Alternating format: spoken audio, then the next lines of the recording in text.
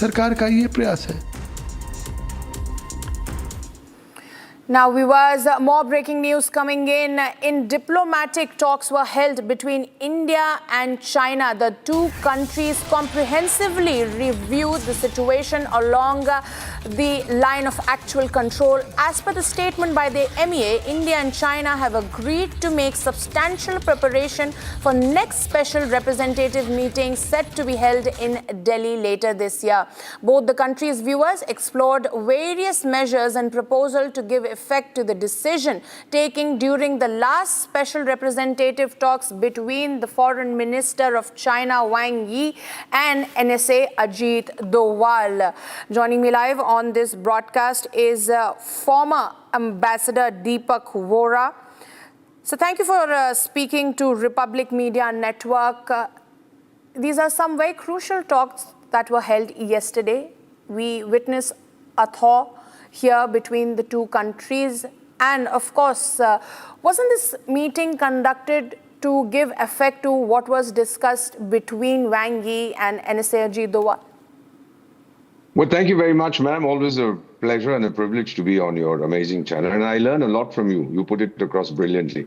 Now, as far as the talks between India and China is concerned, there's an expression which is North American that jaw is better than war. That means talking to each other is much better than fighting. As far as India and China is concerned, ma'am, the issues are very simple. One is the illegal occupation of our territory. In 1962, when China attacked India, after a while they stopped this, and there used to be a chap called Mao Ding Dong, their chairman, and he said, listen, we've achieved what we want, now we are withdrawing. But then subsequently that was overturned, and they started grabbing more and more Indian territory.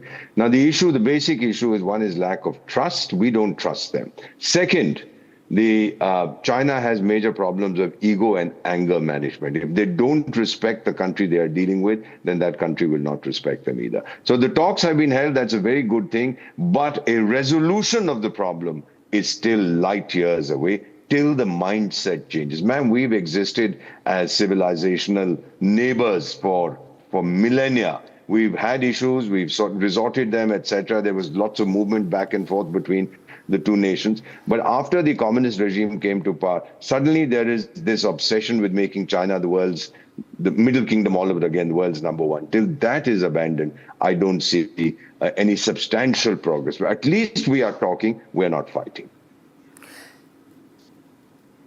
Well, absolutely, Mr. Vohra. I would also like to ask that we are seeing one after another, these are relentless and incessant efforts being made on part of, I would say, both countries now. What is in store for India and China in the future, sir? I would like to see a relationship in which we respect each other. We follow our own paths to development. They have a particular path. They have a compact with their people that you give us your freedoms, we'll give you development. On our side, the compact is that we'll continue to give you development even as you keep your freedoms. Now, that is the difference between the two countries, India and China. That's their system. I'm not criticizing it. It's theirs. And ours is what it is. It's there for everybody to see. What I expect in future, one, the land issue has to be addressed. The borders have to be sorted. The Chinese keep saying, well, you know, the borders are not defined. We say, would you like to define them? Then they turn around and say, well, we'll think about it. So when you're telling us the borders are not defined, we are happy to talk to you about this. I've been involved in this myself for years. Once they make up their mind about what they want, the idea that keep India somehow off balance, that has to be abandoned. And I do believe that as we keep talking over a period of time, as China realizes it's being increasingly isolated in the world, they will come around and make friends with us. Ma'am, people tell me that China has so much of money, they are buying loyalty. No. You can give money to somebody, that fellow doesn't become your BFF, your best friend forever. He'll take your money, and then when the time comes to repay, he'll say, thank you very much, I'll do what I feel like. I think China is learning this the hard way, particularly as far as the Belt and Road Initiative is concerned. It is dead. Well, thank you, Mr. Vohra, for speaking to Republic Media Network. We'll keep coming back to you for those opinion over there as far as the relations between the two nations is concerned. Now, viewers, at the same time, amid the